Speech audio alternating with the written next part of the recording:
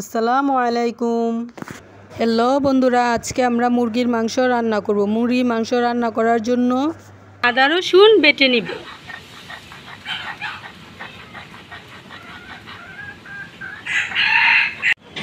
এখন শিলপাটায় জিরা বেটে নিব।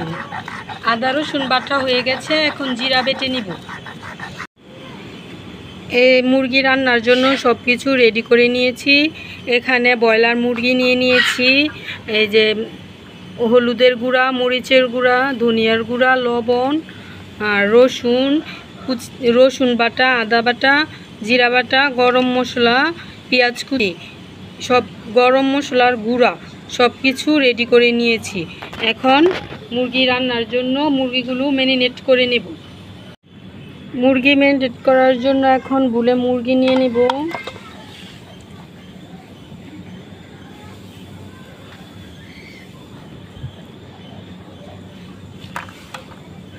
এখন দিয়ে দিব ধনিয়ার গুঁড়া,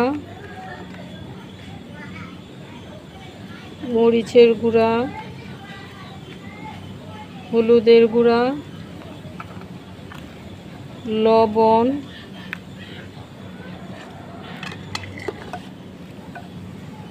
অল্প পরিমাণে রসুন বাটা, আদা বাটা, জিরা বাটা। এখন সবগুলো মশলা একসাথে হাত দিয়ে ভালো করে মাখিয়ে নিব।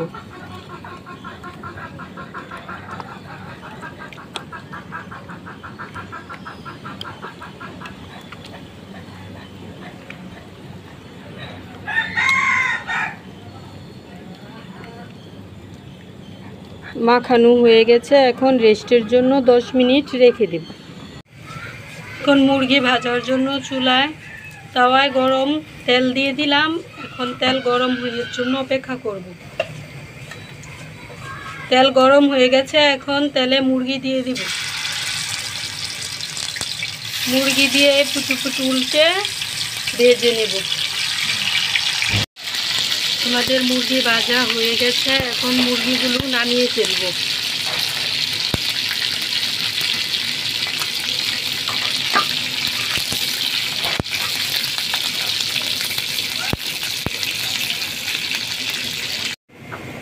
মুরগি রান্না করার জন্য এখন চুলায় কড়াই বসিয়ে নিয়েছি। কড়াই গরম হয়ে গেছে, এখন কড়াই সয়াবিন তেল দিয়ে দিব।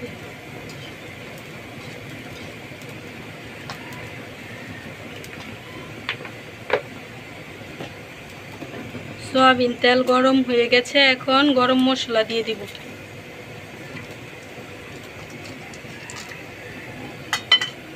গরম মশলাগুলো ভালো করে ভেজে নেব।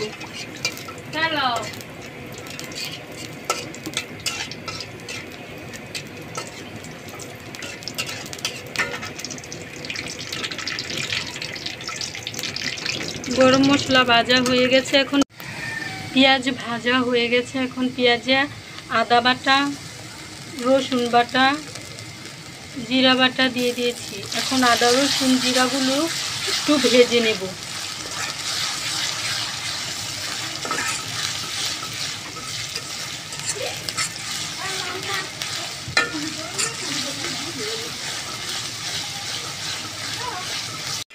এখন আদা জিরা ভাজা হয়ে গেছে, এখন পানি দিয়ে দিব।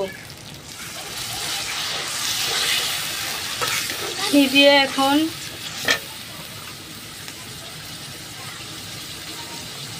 মরিচের গুঁড়া,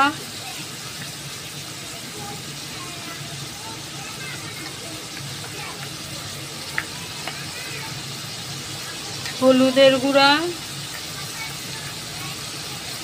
ধনিয়ার গুঁড়া, স্বাদ মতো লবণ দিয়ে দিব। এখন সবগুলো মশলা ভালো করে কষিয়ে নেব। কষানো হয়ে গেলে, মশলা কষানো হয়ে গেছে, এখন মুরগি দিয়ে দিব।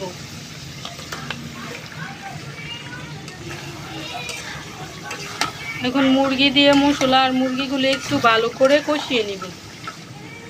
মুরগি কষানো হয়ে গেছে, এখন পানি দিয়ে দিব।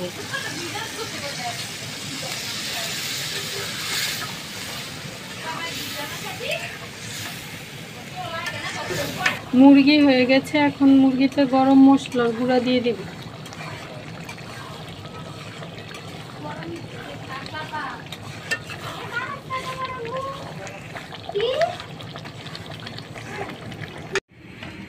এখন মুরগি নামিয়ে নিব।